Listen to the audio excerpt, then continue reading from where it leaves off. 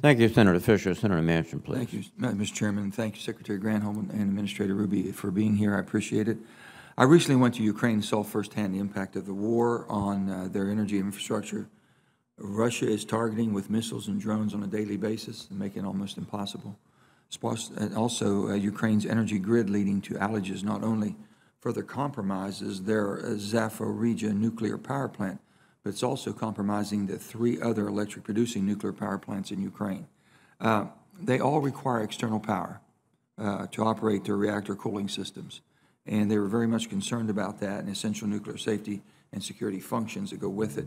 I understand that DOE and NNSA has supported rebuilding Ukraine's grid and integrating it with Europe's while also helping monitor and reduce the nuclear risks that go with that. So maybe Secretary, you can start with how do you describe DOE's involvement in this and the support for Ukraine? And then Administrator Ruby, you can tell me from NNSA where you all. Thank you so much, Senator Manchin. Number one, it is really important that Ukraine remain synchronized with the European grid. And so the DOE has worked with their grid operators to ensure that synchronization can occur. And it has been, and it's been very important to achieving a level of stability of the grid. Number two is making sure that they have the grid components necessary to rebuild. Since you were there, you're probably aware that they have particular problem with transformers. Mm-hmm. The transformers on their system are a Soviet-era type. Our grid operators don't have that type of transformer.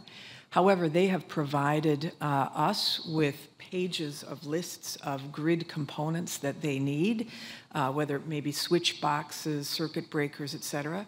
And this is where we have gathered. Are you concerned, I'm sorry to interrupt you, are you concerned that maybe, I mean, if they're not able to have the additional electric power to cool their nuclear system, we could have a real catastrophe over there.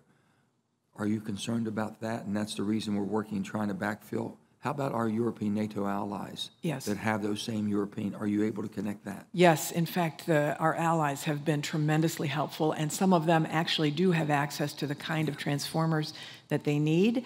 And I will say, I mean, I know Administrator Ruby will say this too, we have also included sending generators to ensure that the power that's feeding Zaporizhzhia and the other plants that are operating are not going completely cold. Yeah, just to add on to that, the nuclear power plants in Ukraine and around the world have diesel generators as backup power. Those diesel generators are also Soviet era at Zaporizhzhia, and they're not designed to be go off and on as often as they've had to because of problems with the electric grid. So we've been concerned about them, and what we've done in NNSA in partnership with the Department of Energy and the other things they've done for the grid is we've supplied truck-mounted diesel generators that could be used at the power plant. We've also supplied additional diesel fuel.